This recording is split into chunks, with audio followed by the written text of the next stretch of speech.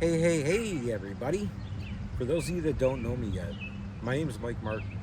I'm the host of the Project Mindfully Outdoors podcast, as well as a mindful hiking guide and an all around hiking adventurist. And 3 months ago, I found out that I'm diabetic, that I have diabetes type 1. And I thought it would be cool this spring to do a little new series on here that kind of chronicles not only the learning curve and the process that I've gone through, but also highlighting the things that work for me, as well as just bringing you along on the adventure. So I would like to start part one by just briefly sharing with you how that whole process got going. Back in February of this year, I actually I caught the flu from my son, and just like any of us that catch the flu, we just kind of assume that it's going to run its course, right? Well, that's exactly what it was doing. On Monday, I found myself with the initial moments and symptoms of being down with the flu. By Thursday, actually like 3 a.m. Thursday morning, if I remember right, it was really weird because through the week I was feeling kind of sick and not moving much, and then by 3 a.m. I realized, like, I jumped up and was wide awake and was like, I feel great.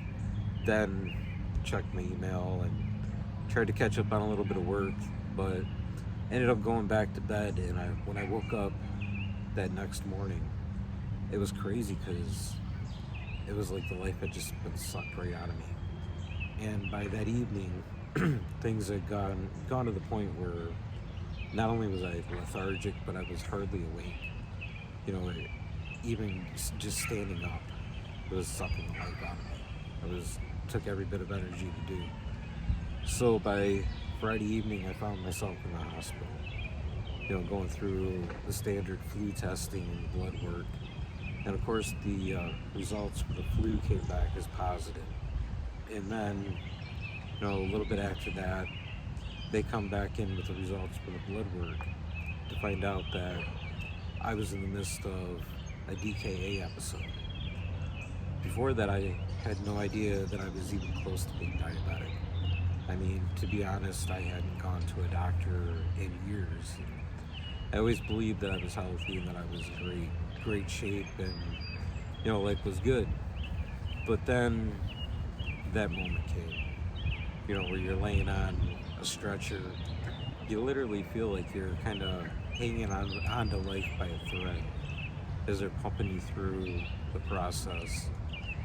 And it's hard to not look back and realize, man, I was giving myself a lot of credit that probably wasn't justified, because just a few months before that, I remember laying in a field in Kentucky with a lot of the same exact symptoms, and I just brushed it off.